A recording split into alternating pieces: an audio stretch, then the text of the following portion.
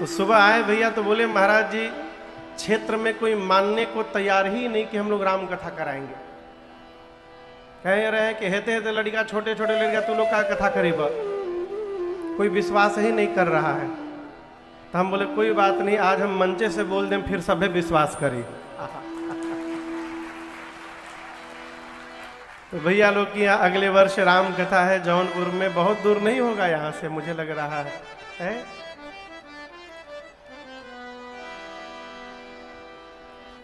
इनके अलावा जितने भी लोग आसपास सुदूर क्षेत्र से यहाँ पर उपस्थित हुए हैं और जो लोग फेसबुक माध्यम से, यूट्यूब के माध्यम से पूरे विश्व में इस कथा का रसपान कर रहे हैं, आप सभी लोगों को मेरा सादर जय सिया राम। जय सिया राम। तनिक और ऊर्जा से कहिए,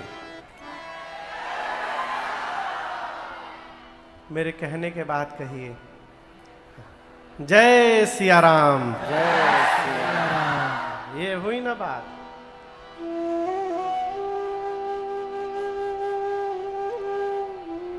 कल हमने और आपने श्री सीताराम विवाह महोत्सव मनाया, बड़ा आनंद आया। आपका तो मुझे नहीं पता, परंतु मुझे बहुत आनंद आया। ऐसा प्रतीत हो रहा था कि मानो मिथिला में ही आके बैठ गए हो हम लोग।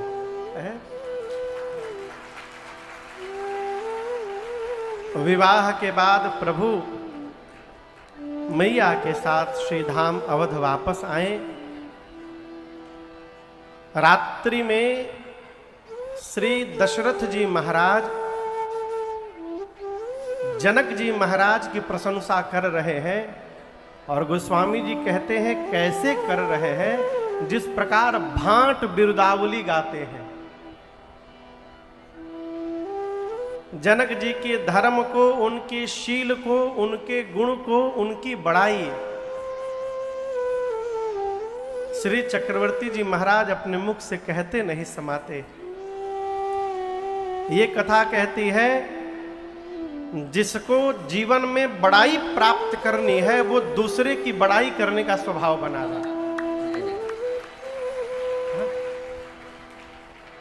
बच्चों को बचपन से ये स्वभाव उनके जीवन में उतारिए कि हम सामने वाले को जो देंगे वही हमें प्राप्त होगा। हम यदि सामने वाले को आदर देंगे तो हमको संसार में आदर प्राप्त होगा। हम सामने वाले का सम्मान करेंगे तो लोग हमारा सम्मान करेंगे। प्रशंसा जीव करत नहीं है, वो बहुत कठिनाई है। मैं एक घटना आपको बताऊं, मुझे विस्मरण नहीं होता। अपने पूज्य महाराज श्री के साथ मैं घर में गया, मैं नाम नहीं लूंगा किस जिला में कौन घर था वो, बस समझिए घर गया। उस घर में एक नई नई बहू आई थी। अब बहू बड़ी सुलक्षणा थी। तो महाराज श्री ने सास से पूछा और कहो मैया अब तो बड़ा आनंद है ना, इतनी अच्छी बहू आ गई आपके घर। सास का उत्तर सुनिए, बोली महाराज अच्छी तो है, बर्तन धीरे धीरे मांजती है। महाराज जी को तो आवेश आ गया, बोले बर्तनवा लेके खोपड़ी पर नहीं पीट रही है, ये कम है, धीरे धीरे मांज रही है। ये क्या है? कमी देखने का स्वभाव बन गया तो जहां जाएंगे कमी दिखाई पड़ेगा, और यदि अच्छाई देखने का स्वभाव बन गया तो कमी वाले जीव में भी कोई अच्छाई दिखाई पड़ जाएगी और हम धन्य हो जाएंगे। इसलिए जहां जाइए प्रशंसा करिए। एक एक कथा में बार बार सुनाता हूं क्योंकि इस कथा ने मेरे पर बड़ा प्रभाव किया।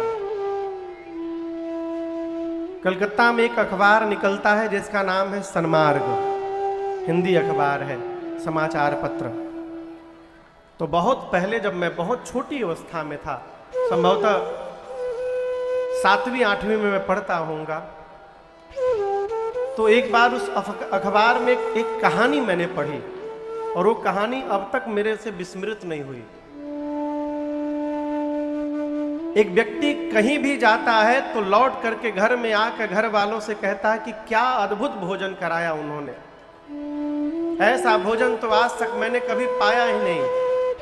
ये मलपुआ खाया, रबड़ी खाया, पूड़ी कचौड़ी, ये खाया वो खाया, जब कहीं से खा के आवे तो यही बोले।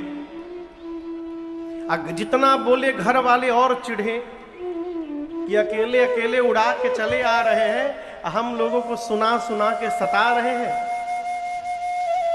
तो एक बार से कहीं निमंत्रण आया, कहीं से एक बार घर वालों ने साथ चलने के लिए अपनी इच्छा प्रकट की कि हम भी साथ में चलेंगे। अब अंत में पूरे परिवार को लेकर गया और दैव संयोग कहिए, इस बार जहां परिवार को लेके गए वहां मलपुआ तो छोड़िए, ठीक से पूड़ी भी नहीं मिला। अब घर वाले तो कल्पना करके गए थे कचौड़ी मिलेगी, पुआ मिलेगा, मलपुआ मिलेगा, ये मिलेगा, इतना खाएंगे उतना खाएंगे, और यहाँ पूड़ी भी भरपेट नहीं मिला। लौटते समय बच्चे कोसना प्रारंभ किए, पत्नी कोसना प्रारंभ की, कौन से मालपुआ आप खाते हैं आज पता चल गया। बेचारा चुपचाप सुनते घर गया। रात्रि में पत्नी ने पूछा एकांत में कि ये बताइए, हम मानते हैं कि सब जगह ऐसा नहीं, कहीं अच्छा भी भोजन मिलता होगा, लेकिन मैं जानती हूं यदि हम नहीं गए होते तो आज भी आप आके यही कहते कि मलपुआ मिला, ये मिला, वो मिला, आप झूठी प्रशंसा क्यों करते हैं। तो उस व्यक्ति के उत्तर को सुनिए।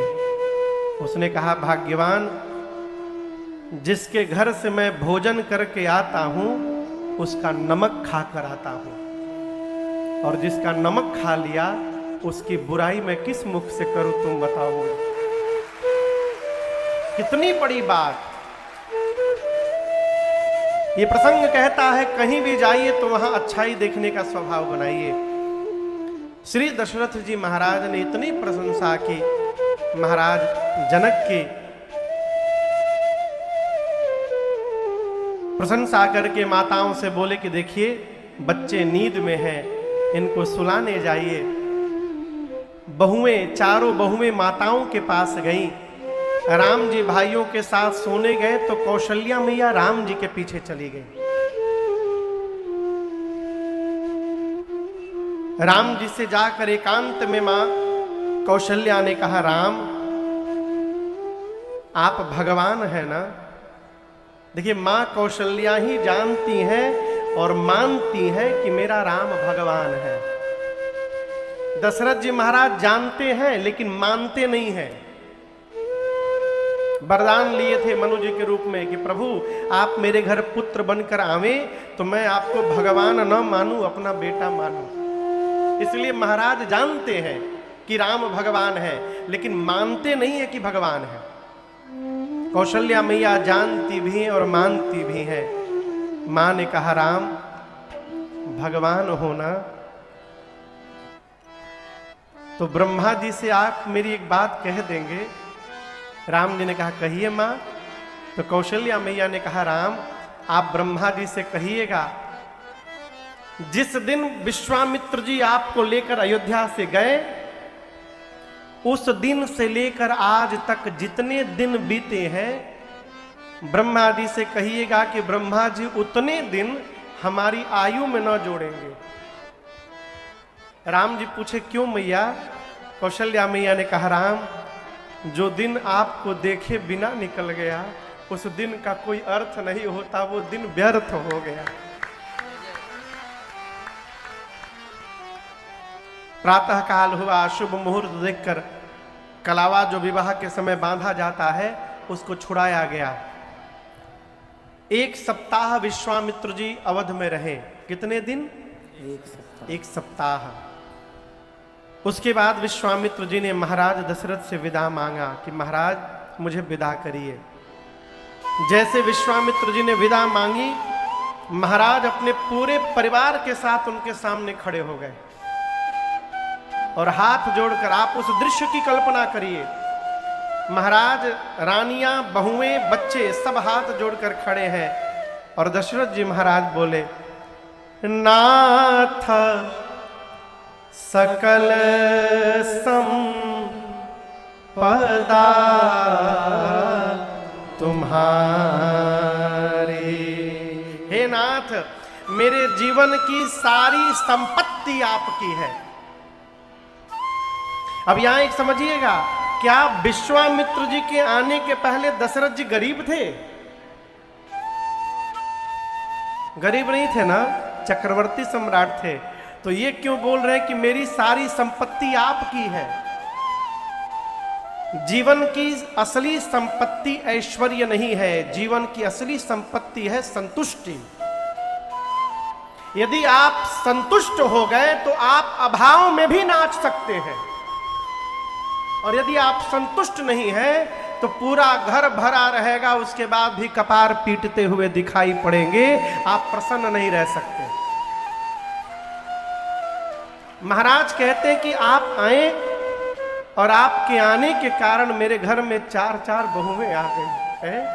मैंने आपको 2 पुत्र दिए तो आप बदले में मुझे 4 बहुएं प्रदान कर दिए। अब इससे बड़ा ऐश्वर्य और सुख जीवन में क्या प्राप्त होगा? आज मेरे जीवन की जो प्रसन्नता है ये आपकी कृपा प्रसादी है। नाथ सकल संपदा तुम्हारी, मैं सेवक समेत सूतना। मेरा पूरा परिवार, मैं अपने पूरे परिवार के साथ आपका सेवक हूं। और इसके बाद वाली बात बड़ी अद्भुत है। दशरथ जी महाराज कहते हैं कि मुनिवर, मैं तो चौथेपन में आ गया हूं, क्या पता कल मैं जीवित रहूंगा कि नहीं रहूंगा, मुझे पता नहीं है। लेकिन मेरी आपसे एक प्रार्थना है, जब ये दशरथ इस संसार में नहीं रहे तो उसके बाद भी क्या करब सदा लड़कन पर छोड़ू। मेरे मरने के बाद भी मेरे बच्चों पर कृपा दृष्टि बना के रखिएगा, और जब तक मैं जीवित हूं दर्शन देता रहब मुनि मोह। यदा कदा मुझे भी दर्शन देते रहिएगा। किसी भी संत के पास, किसी भी साधु के पास, किसी भी महात्मा के पास जाइए तो ये न पूछिए कि नया व्यापार शुरू किए हैं, चलेगा कि नहीं चलेगा, लड़कवा बोर्ड का एग्जाम दिया है, पास होगा कि नहीं होगा, ये न पूछिए। क्या पूछे? महाराज, विपत्ति में भी भगवान पर से भरोसा कम न हो जाए, इसका उपाय बता दीजिए। जीवन की स्थिति परिस्थिति बदलती रहे परंतु हमारे मन की स्थिति न बदले, इसका उपाय बता दीजिए। जीवन के झंझावात में रहते हुए भी भगवान का स्मरण कैसे बना रहे, इसका उपाय बता दीजिए। ये पूछने योग्य प्रश्न है। लोग का पूछत है पेट में दर्द है, कपार बहुत पीरात है महाराज। अभी परसों एक लोग आके हमसे बोले महाराज बहुत हफनी होता है, कौन मंत्र जपे? हमें मंत्र न जपे, दवाई खाइए।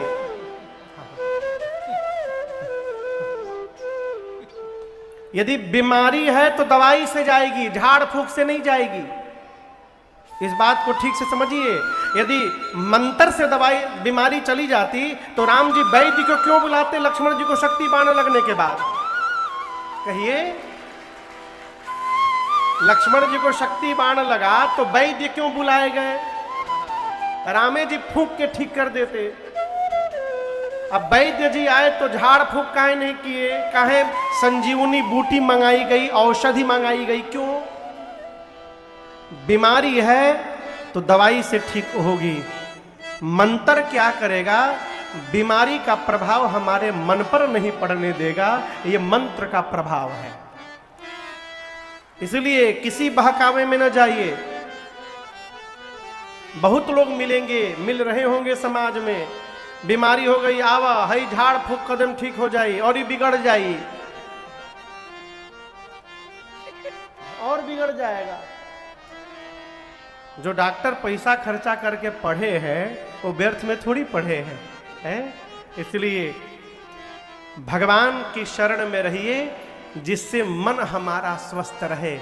शरीर का क्या है, शरीर तो व्याधि का घर है ही, इसको रोग होगा ही होगा। शरीर में रोग होगा तो ठीक हो जाएगा, मन में रोग हो गया फिर ठीक होने वाला नहीं है।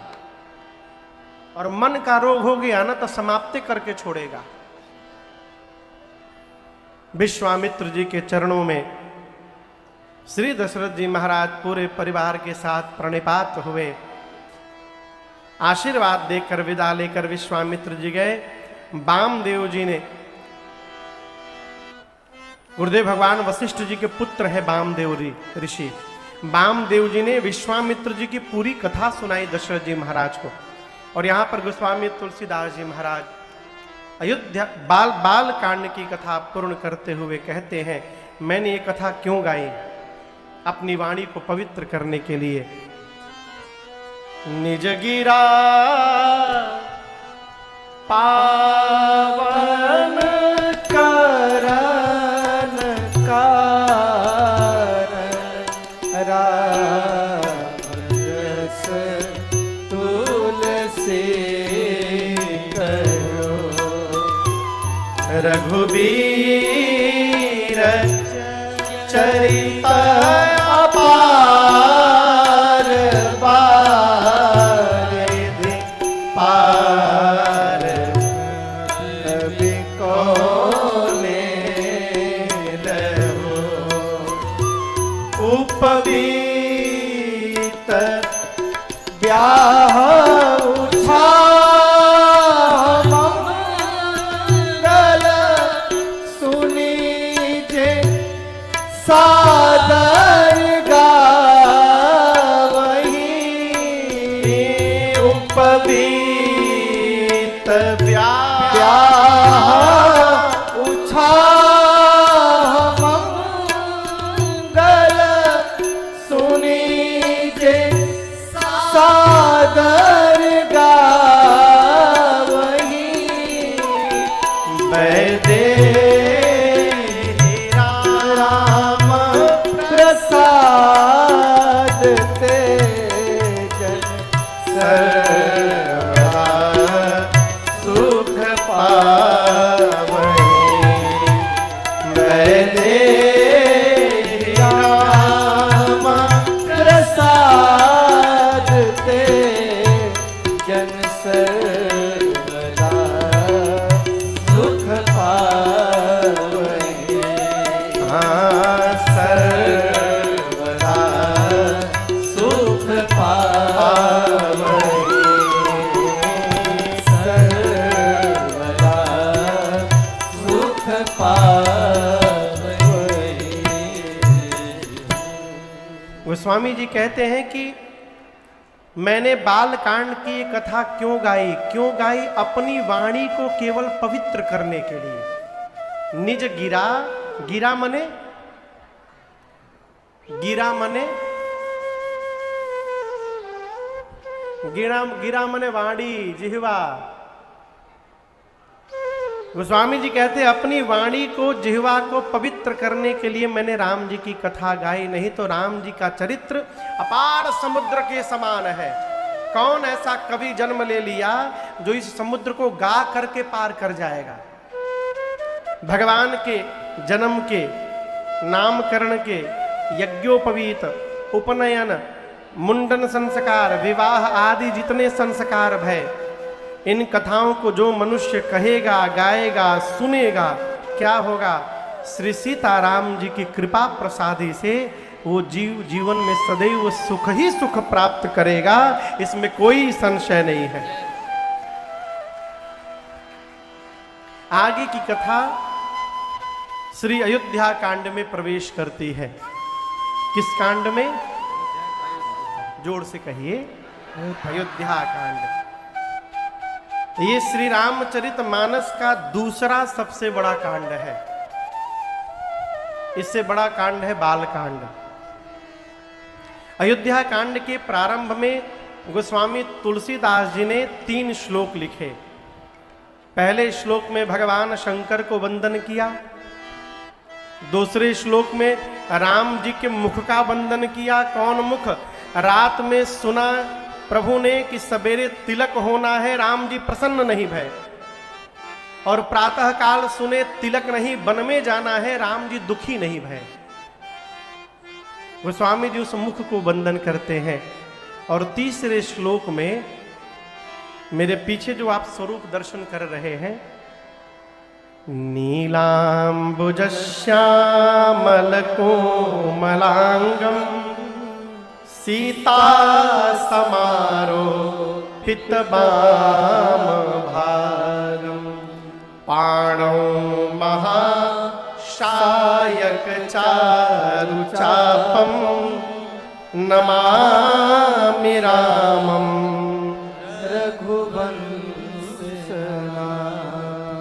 नील अंबुज के समान श्याम वर्ण है जिनका, जिनके कोमल कोमल अंग हैं। माँ जान की सीता जी जिनके वाम भाग में विराजमान है, हाथ में अपने धनुष बाण धारण करके माँ के साथ जो राम जी अयोध्या के सिंहासन पर विराजमान है, वो स्वामी जी कहते हैं उन प्रभु को मैं बारंबार प्रणाम करता हूं। आपसे एक बात कहूं, अयोध्या कांड को महापुरुष कहते हैं, ये मनुष्य के युवा अवस्था की कथा है, ये जवानी की कथा है।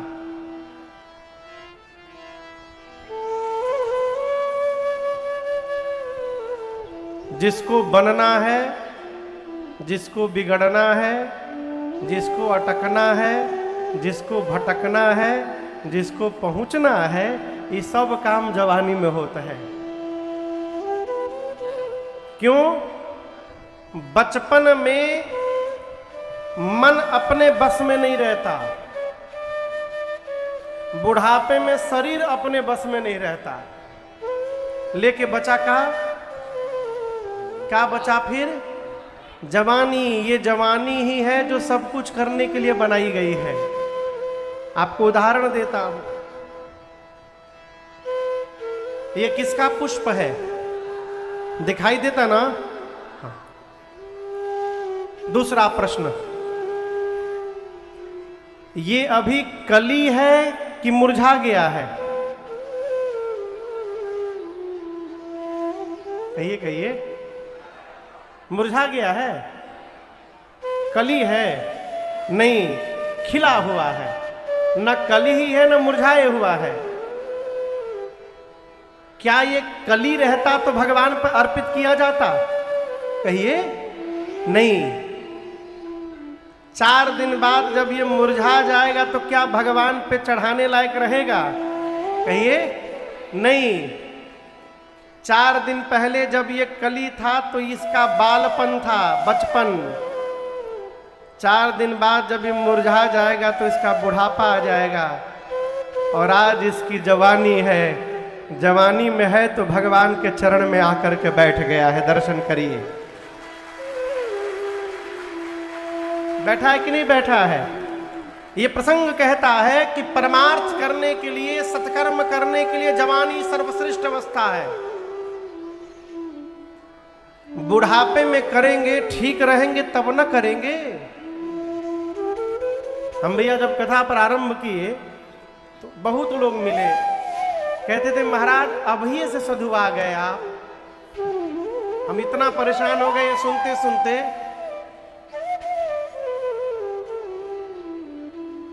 गांव में, हमारे बगल में गांव है ताली, वहां कथा चल रही थी 2012 में। आप थे उस कथा में? आप नहीं थे उस समय। तो मेरे गांव से 1.5 किलोमीटर की दूर पर, तो मेरे गांव की बगल की दादी ओदी, घर के बगल की दादी ओदी गई थी लो सुनने के लिए। तो सुन करके वापस पैदल आ रही थी, तो और भी दूसरे गांव की माताएं साथ में थी लोग, तो आपस में सब बात कर रही थी। दादी हमको बता रही थी, माताएं का बोले बताओ का उम्र बा अभी, यही बेरा घर द्वार छोड़ के साधु बन गई नहीं, यहाँ आगे कौनिंगा चली ये दादा। हमसे कई लोग मिले, कहे कि महाराज इतनी अभी आप साधु हो गए, एक लोग से हमने पूछा कि कब होना चाहिए था, बोले 60 के बाद। मैंने दोबारा प्रश्न किया, ऊपर से एग्रीमेंट होके आया है का कि 60 तक रहना है यहां पर है? किसका एग्रीमेंट है?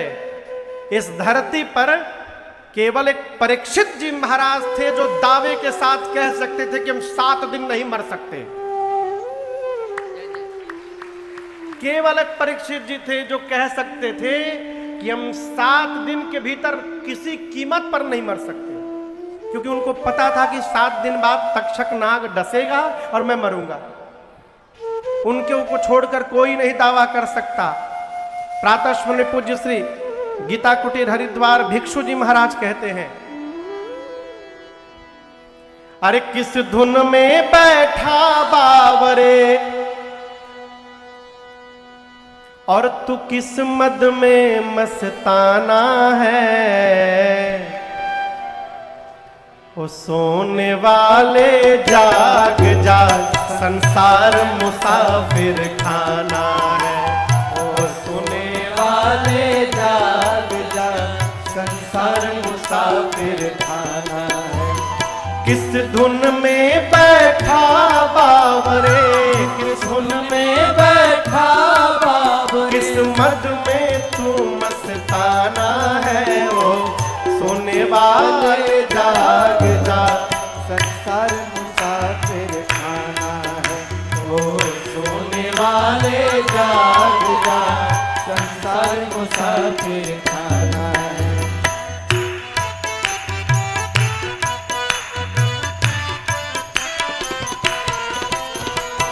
क्या लेकर आया था जग में, फिर क्या लेकर जाएगा, फिर क्या लेकर जाएगा, फिर क्या लेकर जाएगा। तू क्या लेकर आया था जग में, फिर क्या लेकर जाएगा, फिर क्या लेकर जाएगा, फिर क्या लेकर जाएगा। मुट्ठी बांधे आया जग में, मुट्ठी बांधे आया जग में, फिर हाथ पसारे जाना है, ओ सोने वाले जाग जा संसार मुसाफिर खाना है, ओ सोने वाले जाग जा संसार मुसाफिर खाना है। मुट्ठी बांधे आया जग में, मुट्ठी बांधे आया जग में, फिर हाथ पसारे जाना है, वो सोने वाले जाग जा संसार मुसाफिर खाना है, ओ सोने वाले जाग जा संसार मुसाफिर खाना है।